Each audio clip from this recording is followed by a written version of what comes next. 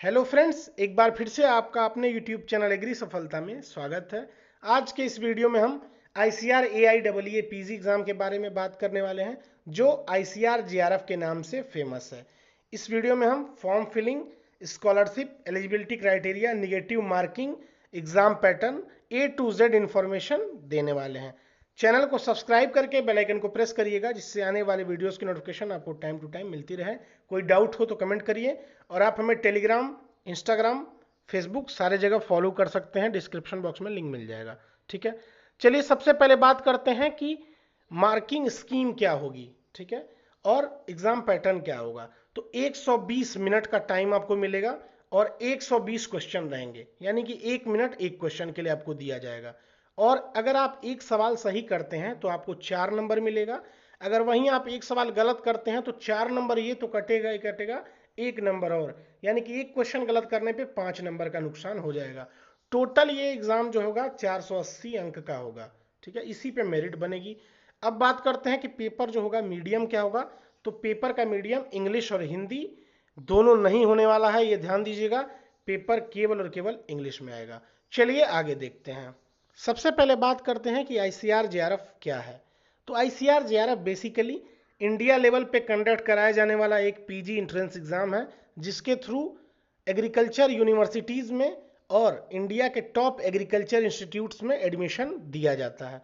अगर बात करें सेंट्रल एग्रीकल्चरल यूनिवर्सिटीज़ की, जैसे RLB, CAU Jhansi, NDRI, IVRI, Izzatnagar Bareilly, तो इन सब में जो 100% सीट्स होती हैं वो ICAR JRF के थ्रू फिल होती हैं। और बात करें स्टेट एग्रीकल्चरल यूनिवर्सिटी, जैसे बात करें CSA कानपुर, NDUAT अयोध्या, सरदार वल्लभ भाई पटेल मेरठ, बांदा कृषि एवं प्रौद्योगिक विश्वविद्यालय बांदा, तो इन सब में जो है 25% सीटें ICAR JRF के थ्रू भरी जाती हैं, और बाकी 75% जो सीटें हैं वो खुद इंट्रेंस एग्जाम कंडक्ट करा के फिल की जाती हैं। आई होप आपको समझ में आ गया होगा। चलिए अब आगे बात करते हैं कि एलिजिबिलिटी क्राइटेरिया क्या रहने वाला है। तो सबसे पहले आप ये जानिएगा कि ICAR JRF वही दे सकता है जिसने BSc एग्रीकल्चर किया हो, 4 ईयर ग्रेजुएशन इन एग्रीकल्चर, ये अपने दिमाग में बैठा लीजिएगा।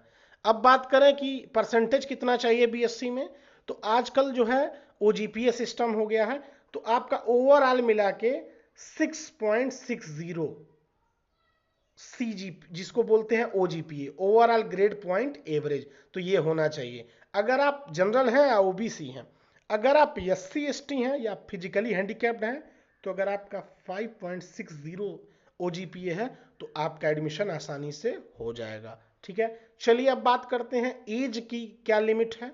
तो अगर आप 19 साल के हैं तो इस एग्जाम को दे सकते हैं, इससे नीचे नहीं दे सकते हैं।